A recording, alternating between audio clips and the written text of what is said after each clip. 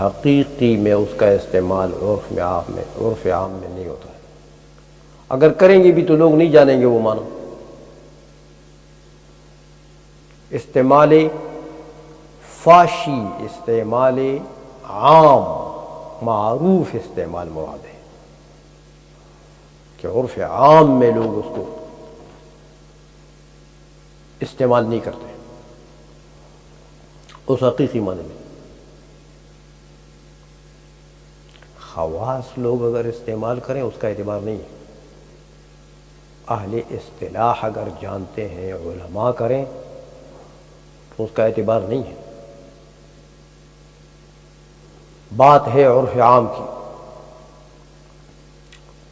تو اگر لفظ کا استعمال معنی حقیقی میں عرف عام میں متروک ہو چکا ہے تو اس کو کہتے ہیں حقیقت مہجورہ. حقیقت یعنی ہے تو ایک معنی موضوع لہو تو ہے نا، اس لیے تو وہ حقیقی معنی ہے، اس کا تو انکار نہیں.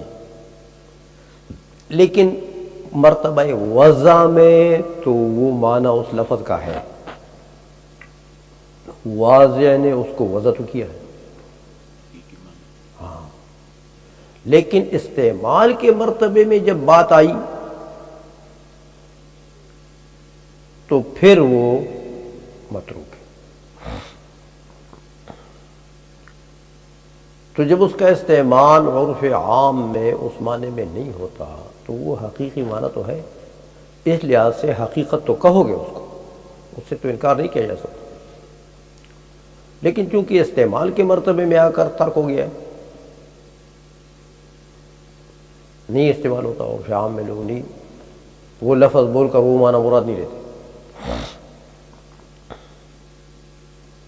تو یہ حقیقی معنی کون سا ہوا؟ حقیقت متروک ہے. عام عرف میں لوگ نہیں مراد دیتے. اچھا، اور اگر ایسا ہے کہ لفظ کا استعمال اس حقیقی معنی میں ہے تو صحیح،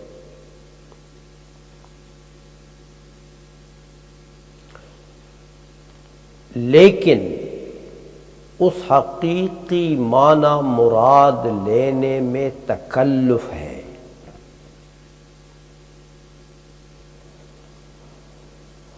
سہولت نہیں ہے اس معنی کو مراد لے کر، تو ایک مشقت میں ڈال دیا تو تم نے، یا اپنے آپ کو یا لوگوں کو. سمجھ میں آ گئی ہے؟ تو حقیقی معنی اگر ایسا ہے کہ وہ اگر مراد لوگے تو اس میں تکلف ہے. اس میں کیا ہے؟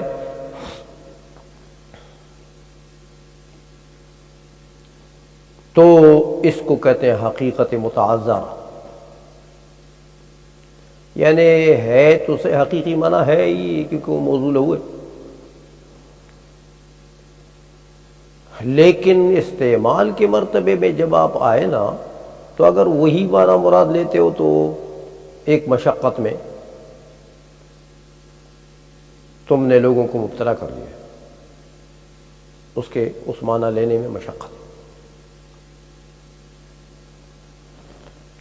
تو کبھی کہیں بتکلف اس کا استعمال ہو جاتا ہے.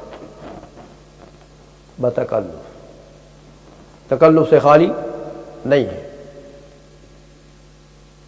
بات سمجھ میں آ رہی ہے کہ نہیں آ رہی ہے؟ تو اس کو کہتے ہیں حقیقت متعذرہ.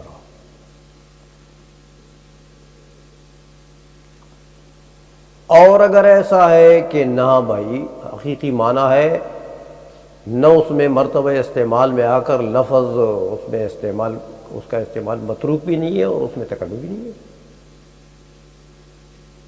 مشقت بھی نہیں ہے، تو یہ ہوئی حقیقت مستعملہ. یہ ہوئی کہ جس میں بلا جھجک آپ، اور لفظ جو ہے وہ عرف عام میں استعمال ہوتا ہے، کوئی تکلف نہیں. سمجھ میں آ گئی ہے؟ تو یعنی استعمال فاشی عام استعمال عرف عام میں اس لفظ کا اس معنی میں ہو رہا ہے، تو یہ حقیقت مستعملہ ہوئی۔ بات سمجھ میں آ گئی کہ نہیں آئی؟ اچھا، اب تینوں کا حکم بتا دیں آپ کو۔ اس نے تو مختصر کر دیا کہ ثم الحقیقۃ انواع ثلاثۃ، حقیقت کی تین قسمیں ہیں، متعذرۃ و مہجورۃ و مستعملہ۔ اب مستعذرہ کس کو کہتے ہیں، مہجورہ کس کو کہتے ہیں، مستعملہ، یہ استاد پر چھوڑ دیا، استاد جانے اور سمجھانا جانے، باقی چلے آگے۔ آئی سمجھ میں؟ تو بہرحال یہ تین قسمیں ہوئی، اب تینوں کے احکام بتاتے ہیں۔ کہتے ہیں بھائی وفی القسمین الاولین یصار الی المجاز بالاتفاق، ہاں پہلی دو قسموں میں تو سب کا اتفاق یعنی اجماع ہے۔ بالاتفاق کا مطلب یہ ہوتا ہے کہ بے اتفاق المجتہدین،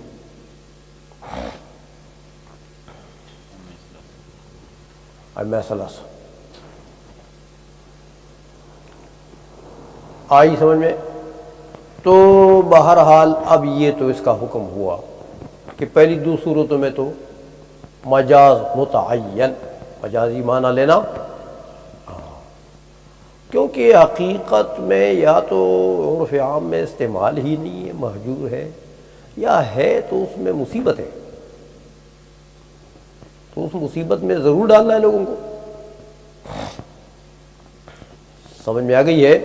اچھا، تو لہذا پہلی دو قسموں کا تو یہ حکم ہے کہ وہ تو متروک ہیں، اور اس لفظ کا جب استعمال ہوگا تو مجازی معنی کی طرف جائے گا، اور یہ حقیقی معنی کا تعذر یا حقیقی معنی کا ہجران، یہی قرینہ صارفہ ہے مجاز کے لیے۔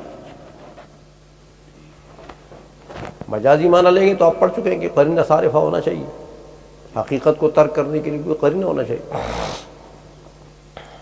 تو حقیقی معنی کا تعذر یا ہجران،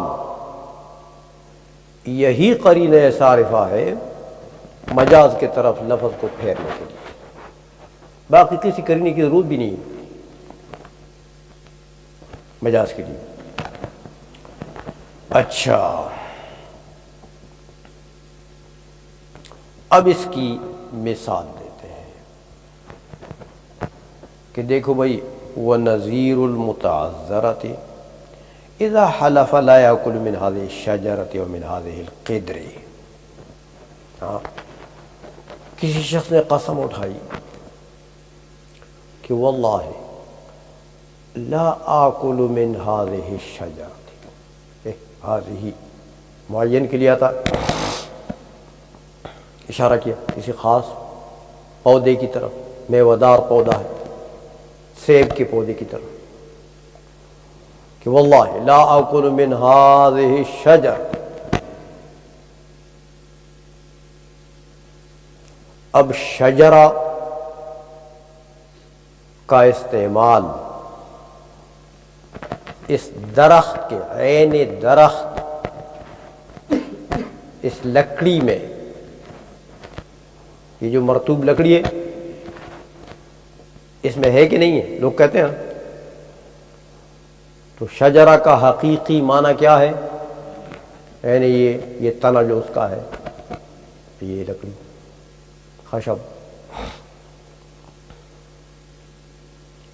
یہ حقیقی معنی۔ اب بتائیں کہ اگر اس قسم کو آپ محمول کرتے ہیں اس پر، تو دیکھیں قسم ایسا نہیں کہ آپ جس چیز پر بھی چاہے قسم اٹھا لیں، چاہے اس کا کھانا ناممکن ہی ہو،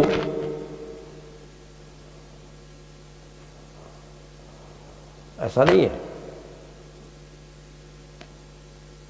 قسم سے آپ اپنے آپ کو منع کرنا چاہتے ہیں، روکنا چاہتے ہیں اس کام سے جس پر آپ نے قسم اٹھا لی ہے۔ جو مقسم بھی ہے آپ کا، اس مقسم بھی سے آپ اپنے آپ کو قسم کے ذریعے سے کہ لا آکل من هذه الشجرة، قسم سے یہی مراد ہے نا کہ آپ اس لا آکل میں تاکید بالیمین پیدا کرتے ہیں۔ یمین تاکید کے لیے آتی ہے کہ مضبوطی کے ساتھ آپ باور کرانا چاہتے ہیں دوسرے کو کہ بالکل میں نہیں کہوں گا اسے۔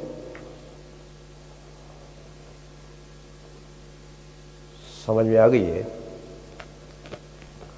تو بھائی وہ تو کوئی ایسی چیز ہونی چاہیے جس کے کھانے میں مصیبت تو نہ ہونا، کھانے کے قابل چیز تو ہو۔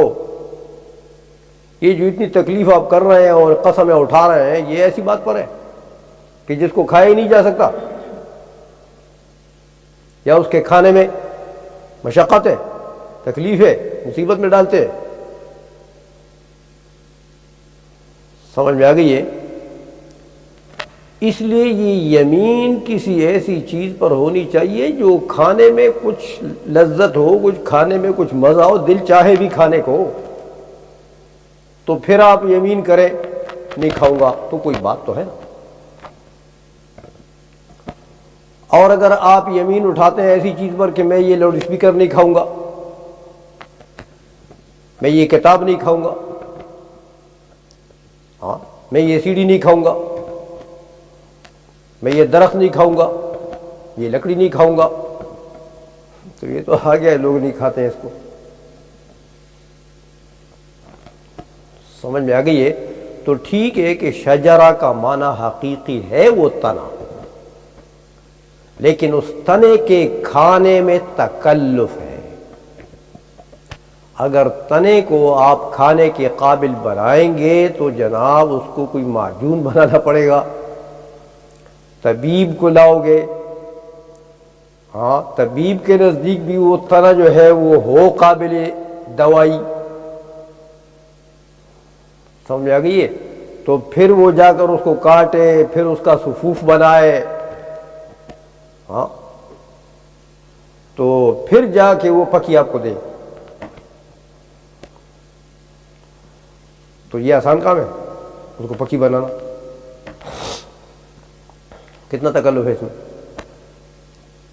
اس لیے یہ مراد، یہ حقیقی معنی ہے اس کا، لیکن اس حقیقت پر اس لفظ کو اگر محمول کرو گے تو اس میں بہت بڑا تکلف ہے، غضب ہے۔ تو اس لیے یہ یمین اس کے اوپر وارد نہیں ہے، مجاز متعین ہے۔ تو شجرہ کا مجازی معنی کون سا ہے؟ اس کا ثمرہ، اس کا میوہ، فروٹ، ہاں اثر۔ سمجھ میں آ گئی ہے؟ تو لہذا یہاں پر کون سا یمین محمول ہے کس پر؟ اس شجرے کے میوے پر۔ تو میوہ تو لوگ کھاتے ہیں نا، کھانے میں لذت بھی ہے، طبیعت اس کی طرف مائل بھی ہے، میلان بھی کرتی ہے طبیعت، کھا لوں یار۔ تو یمین محمول ہے اس کے اوپر، مجاز کے اوپر، اور اس حقیقت کا تعذر جو ہے یہی قرینہ صارفہ ہے بس اس کے لیے۔ میری بات آپ کو سمجھ آ رہی ہے؟ اچھا،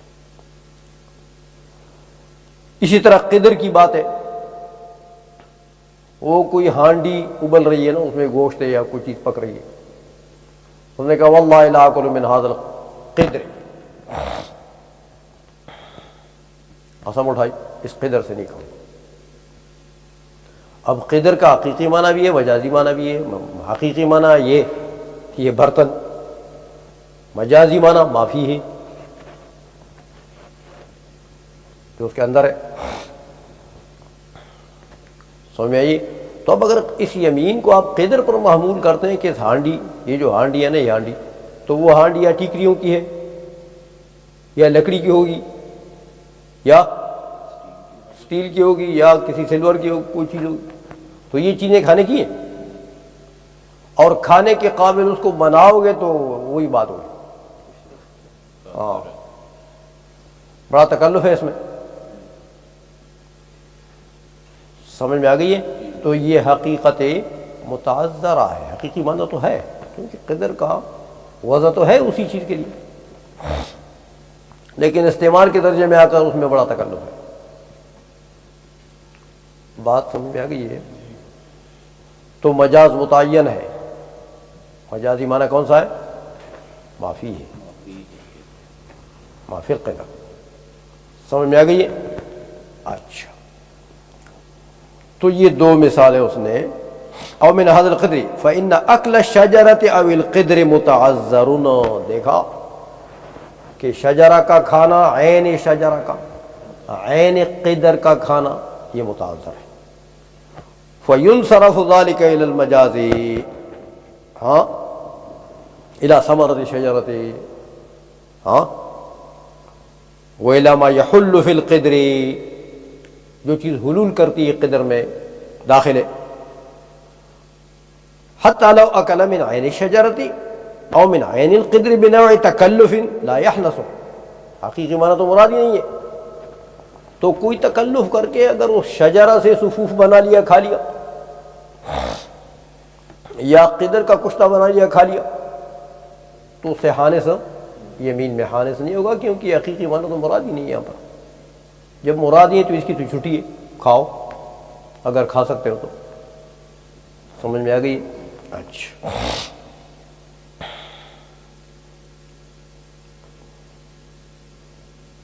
اچھا عبارت یہاں تک پڑھی تھی کہ آگے پڑھیں؟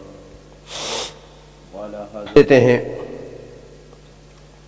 کہ وہ علی ھذا، بنا بری، یعنی اسی قاعدے پر کہ اگر حقیقت متعذرہ ہے تو اس وقت یصارو الی المجاز،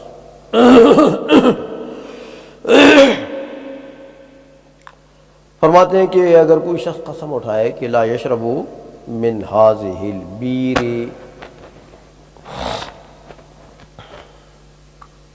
واللہ لا اشرب من ھذہ البیر، بیر کنویں کو کہتے ہیں، اب کنواں تو اس کو جب کہیں گے کہ وہ پانی زمین کی سطح سے نیچے کچھ فاصلے پر ہے، ورنہ بیر تو نہیں کہتے اس کو جو پانی کے سطح کے اوپر پانی ہو، وہ تو چشمہ ہے، عین ہے جو بہہ رہا ہے، سمجھ میں آ گئی؟ تو اب بیر جو ہے وہ تو ڈونگا ہے،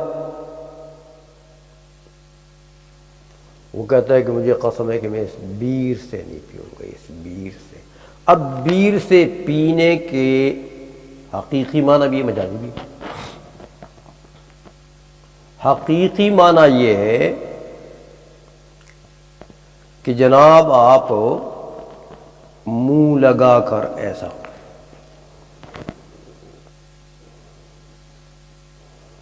شرب کا حقیقی معنی کیا ہے کہ بلا واسطہ پئیں آپ، اور مجازی معنی کیا ہے کہ کسی برتن کے واسطے سے، سمجھ آئیے؟ تو اب بیر سے ایسا پینا کہ آپ اس کے پانی پر منہ لگائیں، اس میں تو بڑا تکلف ہے، وہ تو اترنا بھی پڑے گا کوئی میں، اور پھر منہ لگانے کی جگہ بھی، بیٹھنے کی جگہ بھی ہے کہ نہیں ہے، لیٹنے کی جگہ بھی ہے کہ نہیں ہے، کیونکہ پوری طرح آپ جھکیں گے نہیں، تو اس میں تو بہت سارا تکلف ہے، منہ کیسے لگائے گا پانی پر؟ آئی سمجھ؟ تو یہ کیا ہوئی؟ حقیقت متعذرہ، لہذا کیا کریں گے؟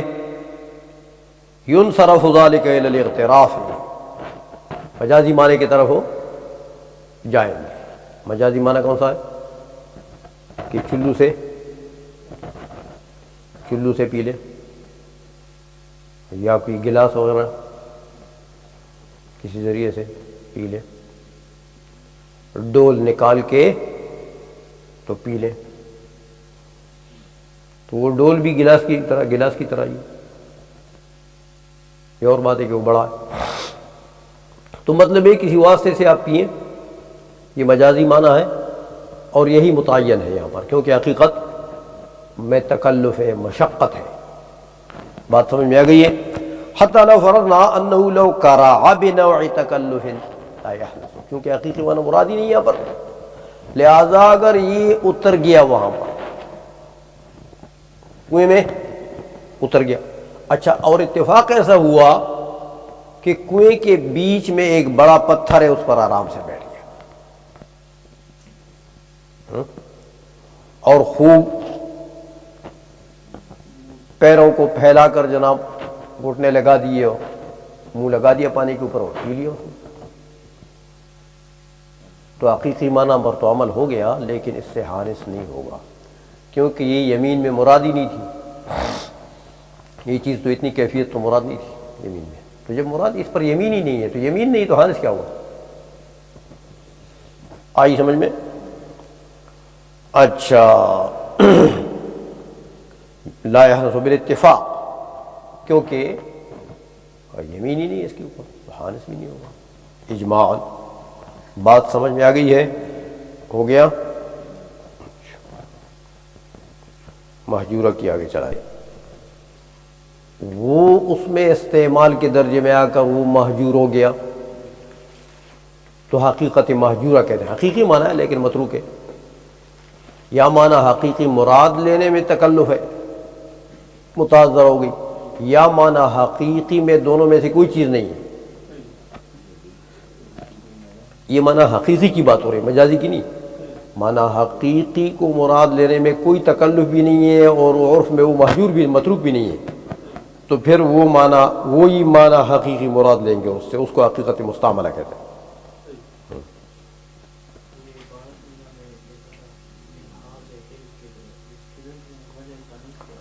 ہاں، اصل میں یہ مؤنث سماعی ہے، وہ نہیں ہے، جیسے شمس ہے مؤنث سماعی ہے. تو مؤنث سماعی میں آپ نے پڑھا ہے کہ دونوں چیزیں جائز ہوتی ہیں.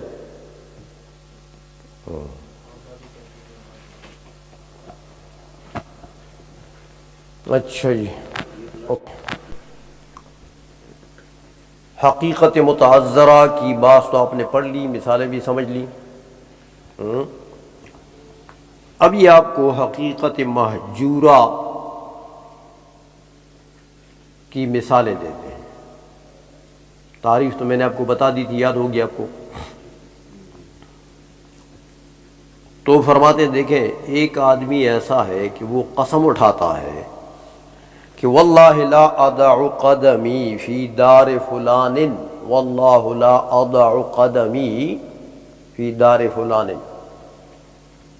کہتے ہیں واللہ، اللہ کی قسم کہ میں فلاں کی دار میں قدم، میرا اپنا قدم جو ہے نا یہ نہیں رکھوں گا.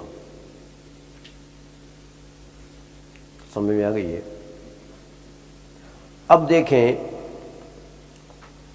یہاں پر ایک ہے حقیقی معنی اور ایک ہے مجاز. پہلے کچھ نہ کچھ آپ پڑھ چکے ہیں. حقیقی معنی وضع القدم کا کیا ہے کہ بالکل حافین ہو، جوتا ہوتا نہ پہنا ہو، برہنہ پا، اور قدم رکھے اور آگے داخل نہ ہو. اس کے گھر میں قدم بڑھا دیا، اس کے ڈور کے اندر تو پیر ایک رکھ دیا بس، اور واپس نکال لیا. حافین پیر بالکل برہنہ ہے اور وہ اس نے قدم رکھ دیا ہوتا. تو حقیقی معنی پایا گیا کہ نہیں پایا گیا؟ اچھا، دوسری صورت ہے مجاز کی.